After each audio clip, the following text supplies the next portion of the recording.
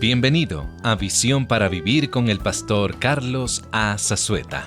Las Escrituras nos presentan estas trágicas biografías por una razón. Si el desastre pudo arruinar a alguien tan capaz como el rey Saúl, o a un hombre conforme al corazón de Dios como el rey David, y a alguien tan sabio como el rey Salomón, entonces usted y yo sabemos que lo mismo nos podría pasar a nosotros.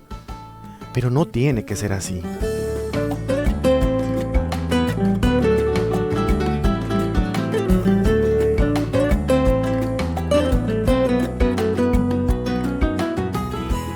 Vivimos en una época de tolerancia moral, en donde el carácter toma un segundo plano. Pero hoy, en Visión para Vivir, el pastor Carlos A. Zazueta desafiará esta noción al continuar con nuestra serie biográfica de Salomón. El rey Salomón lo tuvo todo, al menos así lo parece. Sin embargo, su lujoso estilo de vida finalmente chocó con la convicción moral, resultando en una serie de batallas personales que nos ofrecen hoy en día lecciones morales para las generaciones venideras. Y ahora, demos nuestra atención a este mensaje que hemos titulado Un ruego a la piedad. Con demasiada frecuencia, los grandes comienzos se ven eclipsados por finales trágicos. Tome por ejemplo al rey Saúl. Él comenzó con mucha promesa. Él sobrepasaba en estatura a todos los hombres de Israel de los hombros hacia arriba, y no solo físicamente, sino espiritualmente también. Sin embargo, su vida sufrió erosión a manos del celo y la racionalización, y francamente, su vida terminó en suicidio. ¡Qué tragedia! ¿Y qué me dice del rey David? El más grande de los reyes de Israel permitió que la atracción de su propia lujuria lo condujera a la impureza y a una vida destrozada. Y aunque él restauró su andar con Dios, su familia y su reino nunca se recuperaron. Si hay alguna esperanza en la vida del rey Salomón, esta nos revela que un corazón sabio no es sinónimo de un corazón obediente. Él amó a muchas mujeres extranjeras y a muchos dioses extraños como resultado de esto. El corazón de Salomón estaba dividido, y esto condujo a una nación dividida. Las Escrituras nos presentan estas trágicas biografías por una razón. Si el desastre pudo arruinar a alguien tan capaz como el rey Saúl, o a un hombre conforme al corazón de Dios como el rey David, y a alguien tan sabio como el rey Salomón, entonces usted y yo sabemos que lo mismo nos podría pasar a nosotros. Pero no tiene que ser así. La Biblia nos urge a todos los pecadores con un mandamiento directo en cuanto a nuestro pecado. En una palabra dice, arrepiéntanse. Con frecuencia esta palabra es malentendida. Pensamos que significa cambiar nuestras acciones.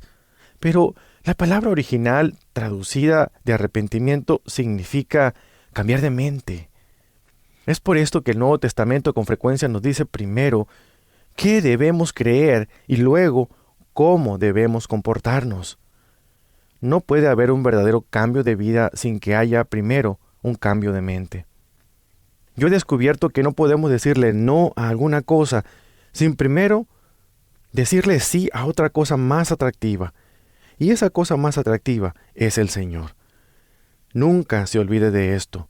Sin importar cuál sea su trasfondo, y a pesar de lo que usted haya hecho, su camino hacia una vida piadosa puede comenzar el día de hoy, con la búsqueda de una relación más profunda, más cercana con la persona de Jesucristo. Escuche mientras leo las palabras del apóstol Pedro en su primera carta, el capítulo 1, versículos 13 al 19. Voy a leer la versión llamada El Mensaje. Dice primera de Pedro 1, del 13 al 19, lo siguiente. Así que arremánguense la camisa, prepárense mentalmente para la acción y estén completamente listos para recibir el regalo que viene cuando Cristo venga. No permita que la flojera les deje caer en esos antiguos patrones de maldad, haciendo solo lo que ustedes les dé la gana. En aquel entonces eso era todo lo que ustedes sabían, pero ahora ustedes saben lo que es el bien. Como hijos obedientes, déjense llevar a un estilo de vida moldeado por la vida de Dios, una vida con energía y ardiendo de santidad. Dios dice, yo soy santo, sean ustedes santos también. Cuando ustedes claman a Dios por ayuda, Él les ayuda. Él es buen Padre, pero no se olviden, Él también es un Padre responsable, quien no les va a dejar vivir una vida mediocre. La vida de ustedes es un peregrinaje que deben hacer con una gran conciencia de Dios. A Dios le costó bastante el sacarles de esa vida vacía y que no conducía a nada, en la cual crecieron. Como ustedes saben, Él pagó con la sangre sagrada de Cristo. Él murió como un cordero de sacrificio perfecto. En la familia de Dios parece que tenemos una epidemia entre aquellos que no desean andar con Él. Líderes cristianos o cristianos en posiciones de liderazgo en la sociedad y personas de influencia. La verdad es que esto me parte del corazón. Y hoy les hablo con un espíritu quebrantado. Y tal vez es necesario que sea así. Es necesario para que podamos regresar a nuestro Dios y a una devoción renovada hacia Él. Quisiera darles 3 declaraciones surgidas de un estudio del libro de Jueces, que creo que resumen apropiadamente este libro. Voy a leer declaraciones de forma lenta y reflexiva. Y luego dedicaremos nuestro tiempo al tema de la santidad personal y a la importancia de andar con Dios y de permanecer cerca de Él. Algunas de las cosas que voy a decirle serán muy directas y desafortunadamente estoy seguro que serán ofensivas para algunos de ustedes. Pero mi deseo sincero es simplemente declarar lo que Dios desea que tanto usted como yo escuchemos y dejar que sea Él el que se encargue de todo lo demás. Algunos de ustedes están en una gran necesidad de escuchar de Dios en cuanto a su andar con Él, y tal vez hoy sea el día en que escuchen de Él. Tal vez sea usted que me escucha en este momento la razón por la cual siento esta carga en mi corazón. Escuche bien estas declaraciones. La depravación resulta en permisividad cuando la rectitud es ignorada. La permisividad conduce a la racionalización cuando la santidad es ignorada. La racionalización fomenta la rebelión cuando el arrepentimiento es ignorado. Piensa en eso por un momento. En estas palabras usted puede observar 4 áreas de problemáticas con las cuales los hijos de Dios luchamos todo el tiempo. Primero, la raíz de todo es la depravación. En el sistema del mundo en que nos encontramos, el cual está diseñado para cultivar y dar placer a aquellos que actúan depravadamente, se convierte en un contexto de permisividad, el cual fácilmente podríamos nosotros adoptar. Lo más natural del mundo es que lo adoptemos. Una vez que adoptamos la filosofía de la permisividad, entonces tenemos que tratar con el sentido de la culpabilidad. Y al tratar con la culpabilidad, si escogemos no cambiar y moldearnos a los parámetros de Dios, necesariamente vamos a cambiar cómo definimos la voluntad de Dios. Y eso requiere la racionalización, ignorando así su santidad. El resultado es que al racionalizar llegamos al punto en que pensamos que la rebelión es algo bueno. Y la rebelión llega a ser no un pecado, sino de hecho, en nuestros tiempos, una respuesta muy normal y muy aceptada, porque uno está haciendo valer sus derechos. Y vivimos en un tiempo en que hacemos valer nuestros derechos aun y cuando estemos en el error. La raíz de este problema es la depravación, y es por eso que he comenzado con esta palabra. Quisiera que tuviéramos la oportunidad de ver algunos versículos basados en Isaías, capítulo 64. Después vamos a observar algo que nos dice Romanos y Gálatas, y vamos a terminar con la primera carta de Pedro. Vamos a hablar del problema de nuestros pensamientos, y cómo estos son el blanco del enemigo, y cómo debemos tratar con la mente cuando estamos bajo ataque. Usted no es víctima de su cuerpo, usted es víctima de su mente. Y una vez que usted comienza a pensar de cierta manera, y la semilla es plantada, el tiempo pasa, y esa semilla comienza a crecer, y a convertirse en un nuevo marco de referencia, y todo comienza en la mente. Muy bien, veamos Isaías 64, versículos 6 y 7. Escuche lo que dice la palabra de Dios. Si bien todos nosotros somos como suciedad, y todas nuestras justicias como trapo de inmundicia. Usted no creería lo que el texto original dice aquí literalmente. Continuemos. y caíamos todos nosotros como la hoja, y nuestras maldades nos llevaron como el viento. Y si esto no fuera suficiente, también dice que nadie hay que invoque tu nombre, que se despierte para apoyarse en ti. ¿Qué significa esto? Muy bien, esta es una referencia a la depravación total. En el corazón de la naturaleza con la cual hemos nacido hay una fosa séptica, una tubería de aguas negras que continúa emanando corrupción y maldad.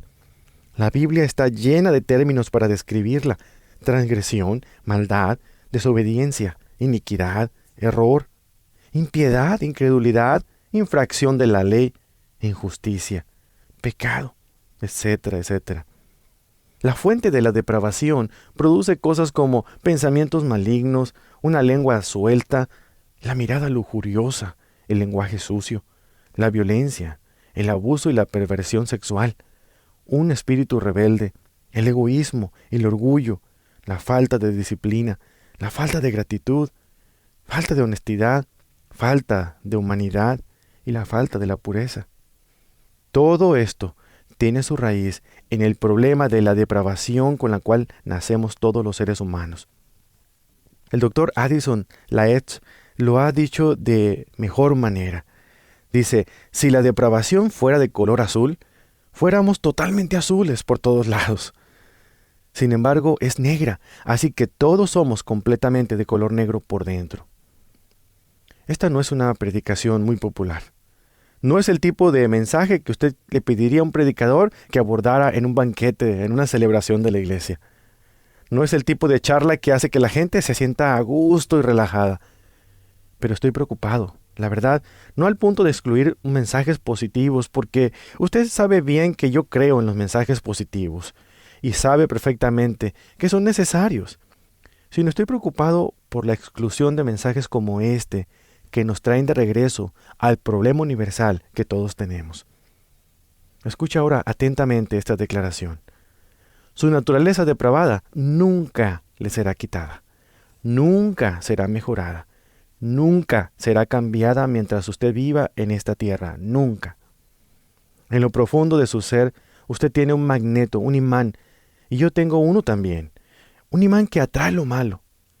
Como dice la Escritura, en pecado fui engendrado, tal como lo fue mi madre también, dijo el rey David. Si hay algo que es hereditario y que todos recibimos, es una naturaleza idéntica, una naturaleza depravada. Toda persona, sin excepción, es depravada por naturaleza, y esa naturaleza nunca será quitada y nunca será mejorada a través de la vida, sin importar cuánto ame usted a Dios. Esa naturaleza siempre estará allí, respirando, lista para ser satisfecha. Si usted cuestiona eso, entonces está a tan solo un pensamiento de caer en algún tipo de pecado. Usted debe de estar al tanto de esa naturaleza que existe dentro de usted y de mí, si es que vamos a poder tratar con ella. Veamos ahora Romanos capítulo 3. Romanos 3 llama a las cosas por su nombre. En el versículo 10 verá no solo las palabras de condenación utilizadas aquí por Pablo, sino que también me gustaría que viera con cuánta frecuencia el escritor usa las palabras como ni aun uno, o todos, o ni siquiera uno. Esta es una representación, una escena universal. Fíjese lo que dice Romanos 3:10. Como está escrito, no hay justo, ni aun uno. No hay quien entienda, no hay quien busque a Dios. Todos se desviaron, a una se hicieron inútiles. No hay quien haga lo bueno, no hay ni siquiera uno.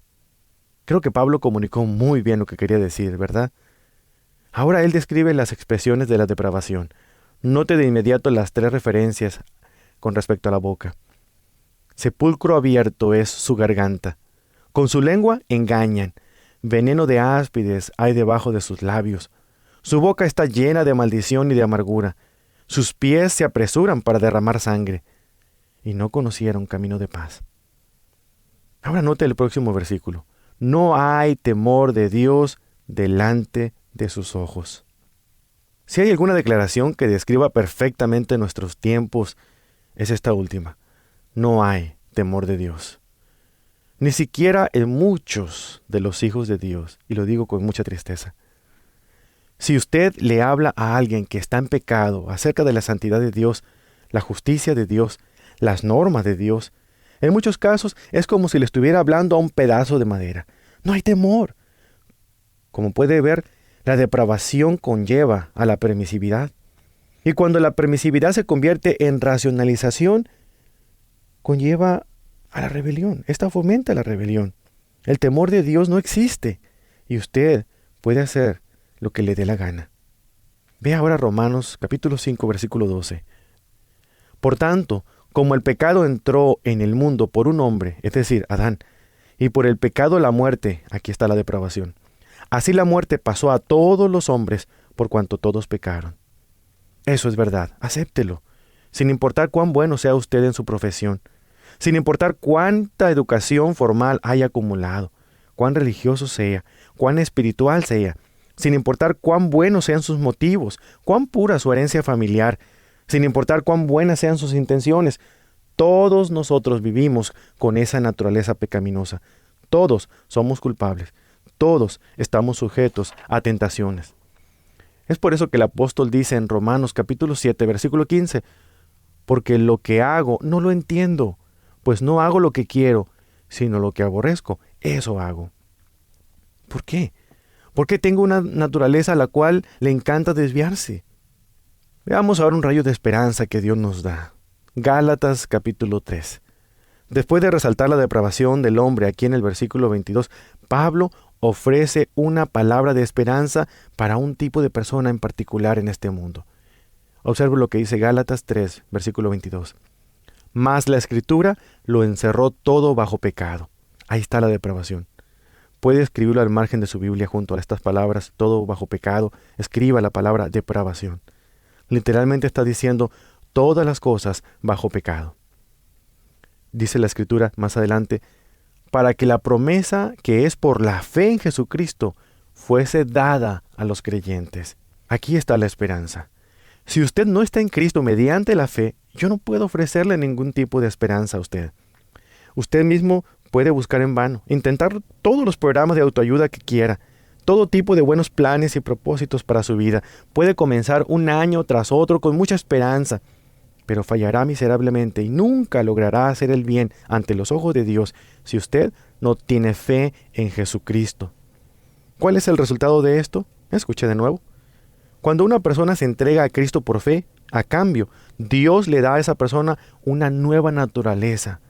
Ahora, no como sustituto a la vieja naturaleza, sino una naturaleza nueva, además de la vieja naturaleza que ya usted tiene. Así que por primera vez ocurre dentro de nosotros una batalla entre ambas naturalezas. La nueva naturaleza, la persona del Espíritu Santo, reside dentro de nosotros, y la vieja naturaleza, con la cual nacimos y que todavía está en nosotros, está todavía lista para atacar, lista para buscar su propia satisfacción, lista como un imán para buscar un objeto al cual atraer en el sistema del mundo que no es redimido. Y el sistema del mundo continúa, vez tras vez, ofreciendo cosas que son atractivas, que traen placer y que son para disfrutar, todo lo cual trae consigo terribles consecuencias. La vieja naturaleza dentro de nosotros continuamente busca ser satisfecha, pero ahora, con la promesa de Cristo Jesús, hay una nueva naturaleza que hace guerra en contra de la vieja naturaleza. El pasaje que habla de esto se encuentra 2 capítulos más adelante en la carta a los Gálatas. En el capítulo 5, en el versículo 16, fíjese lo que dice. Digo pues, andad en el Espíritu. ¿Qué significa esto? Esto significa que usted debe dejar que el Espíritu de Dios, quien ahora reside dentro de usted, tome el control de sus pensamientos, limpie su vida y tome decisiones por usted. Deje que el Espíritu de Dios, el cual le ha dado, deje que Él contrarreste la vieja naturaleza, deje que Él lo haga. Ande en el poder del Espíritu Santo. Hay una diferencia muy marcada en el bautismo del Espíritu Santo y en el ser lleno del Espíritu Santo. La llenura del Espíritu Santo la manda el apóstol Pablo en la carta a los Efesios. Debemos ser llenos cada momento, es decir, dejar que el Espíritu Santo tome más y más control de nosotros y que nosotros dejemos de actuar en nuestra naturaleza pecaminosa. Eso significa la llenura del Espíritu Santo. Sigue diciendo aquí este pasaje. Y no satisfagáis los deseos de la carne, porque el deseo de la carne es contra el espíritu, y el deseo del espíritu es contra la carne, y estos se oponen entre sí. Muy bien, ¿qué pasa si yo decido hacer esto?